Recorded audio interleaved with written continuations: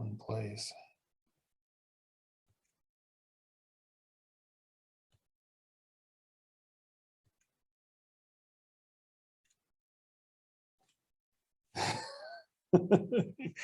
Why do you laugh?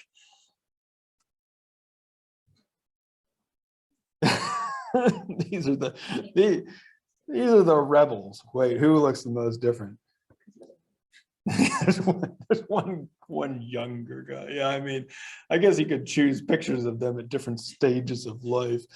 The most rebellious guy looks like Bates in there with his yeah, his flannel. He's getting all flannel. He doesn't even have a tie on. But you know, I could have chosen. We could choose pictures when they were all younger, all wearing ties, I guess. But yeah, I mean, one would start to wonder, you know, if you were just a student in one of these classes, would you think, aha, I'm taking a class from the biggest rebel there ever was?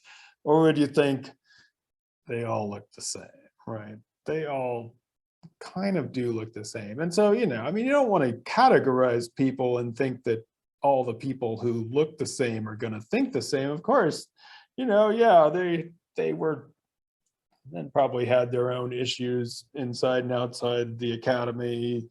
Some of them had some problematic political positions, which is is something that, you know, is probably worth talking about. But all of them were in the academy, right? I mean, they're all there. They're all, in some ways, most of them at least, were allowed to teach classes and have an academic position and probably got a pension out of it. So, you know, I wanted to here then put all these people up to transition us into someone who maybe would not have been, who doesn't look like those guys, who probably would not have been included in the academy at a certain point, and who we could draw on as a different kind of dissident here. So we're starting this non-sovereign futures book.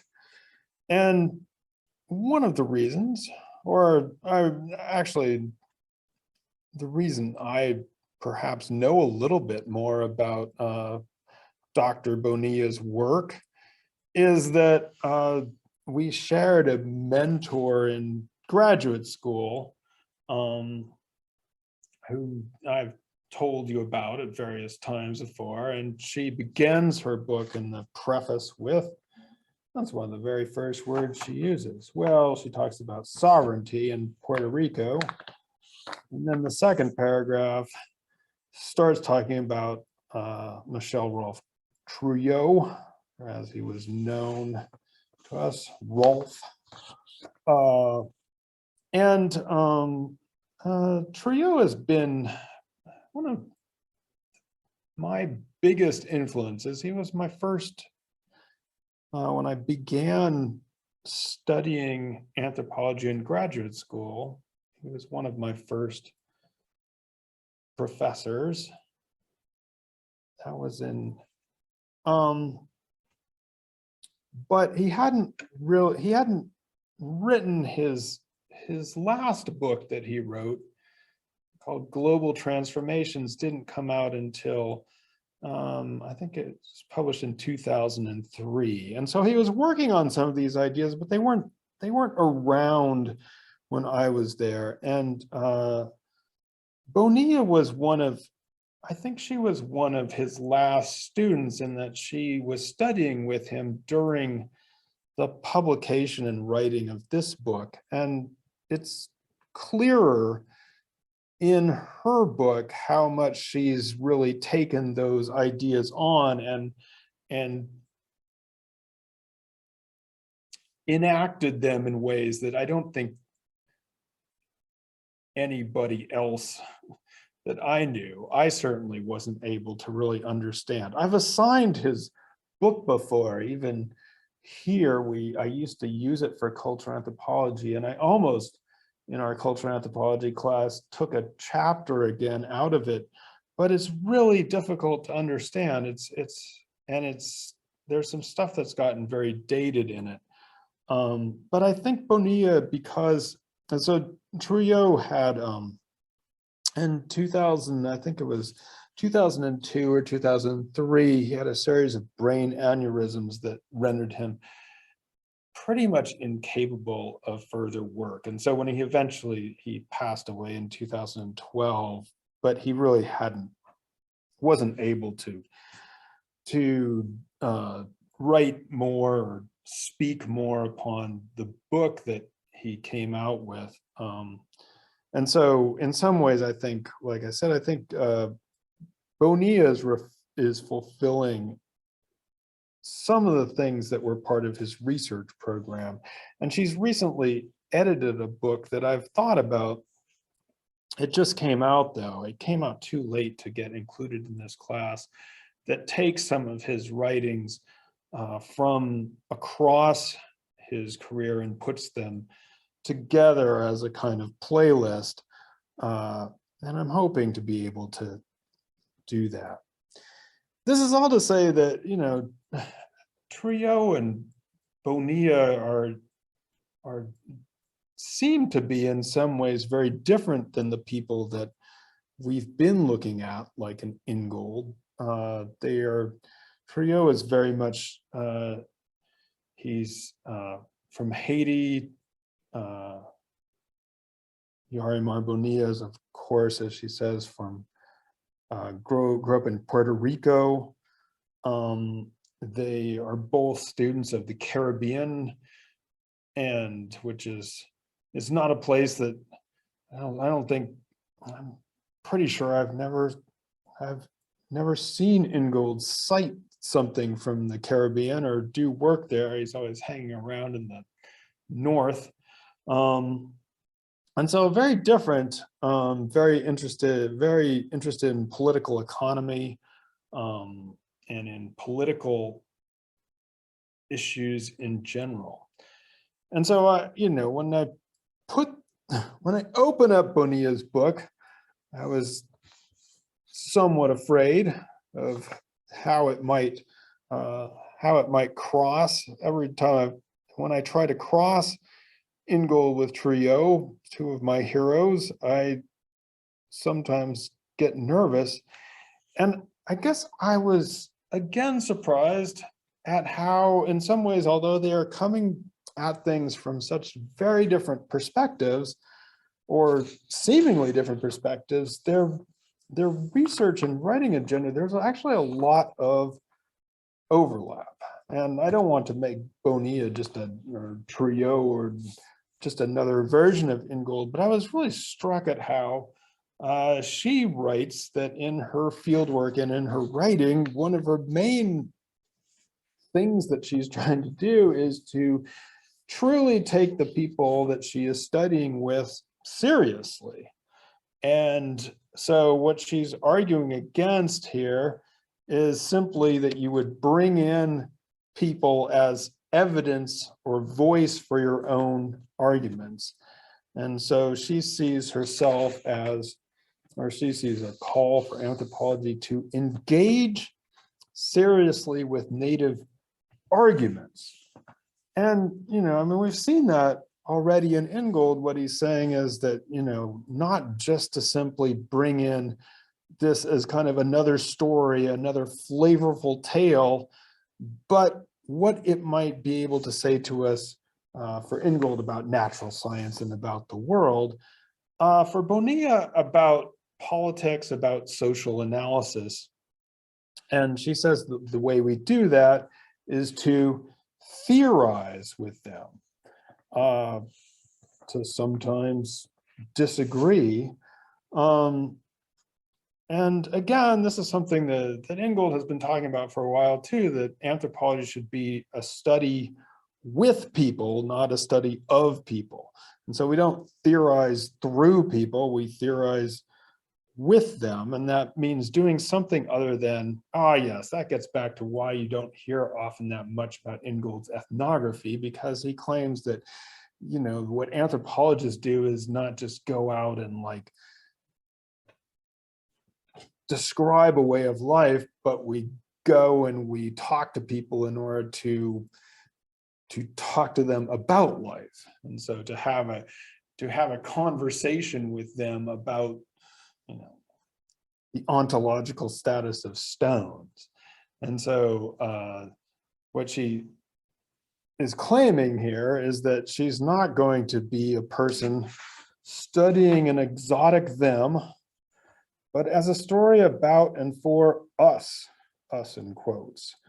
Those of us interested in the legacies of colonialism, those of us who wonder what forms of activism are necessary and possible in our contemporary moment, and those of us seeking with anticipation the political categories of the future. Which again, like I said, I think is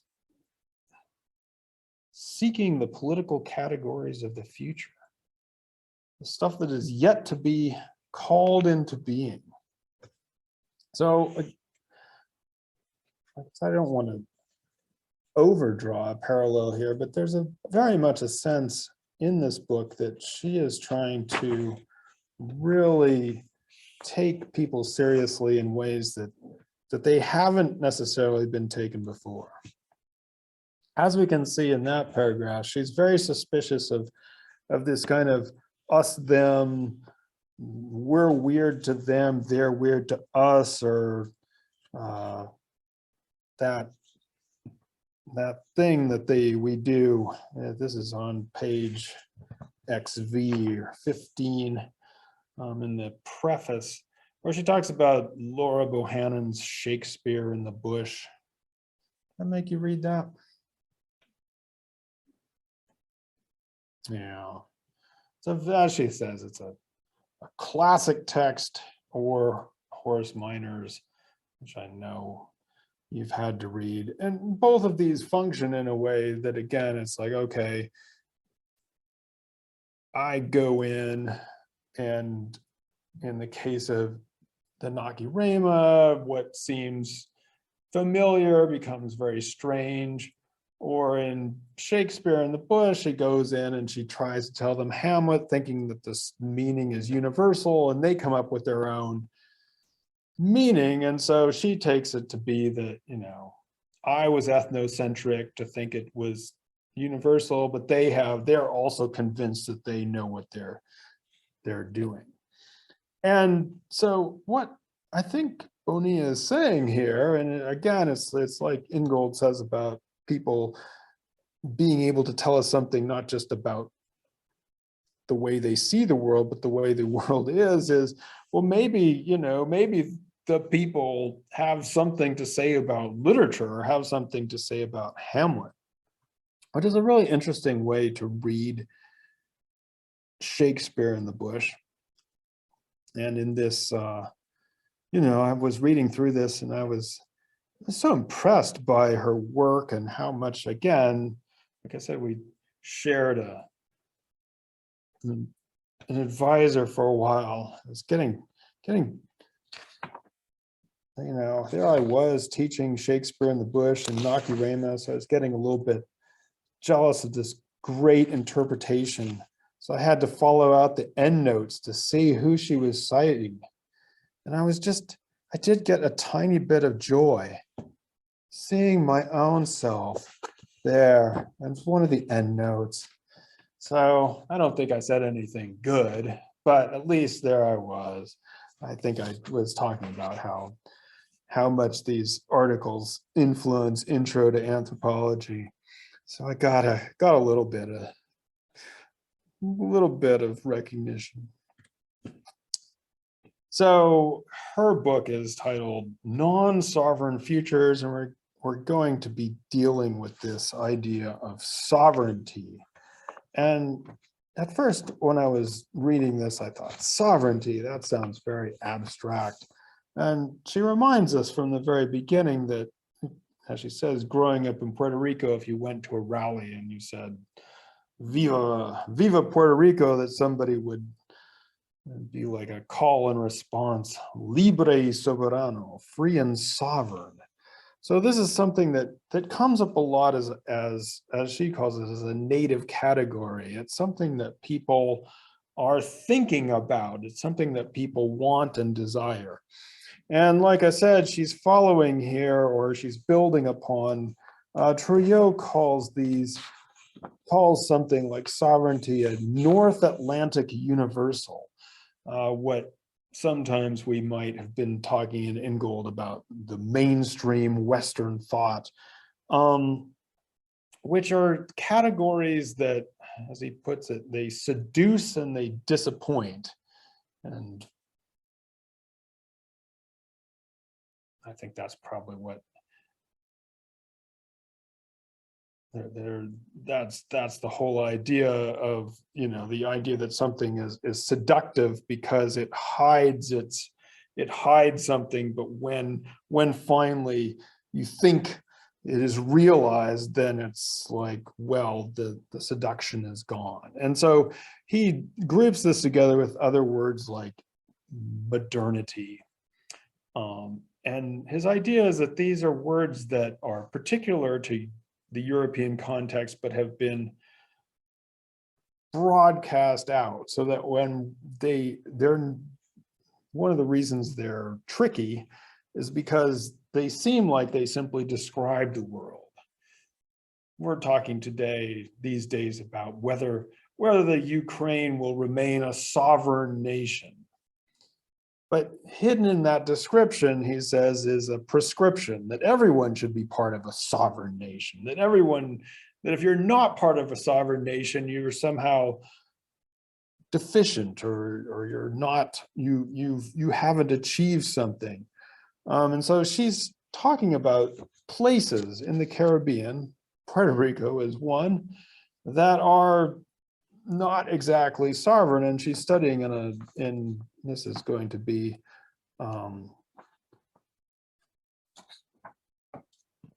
about Guadeloupe, which is actually a department of France.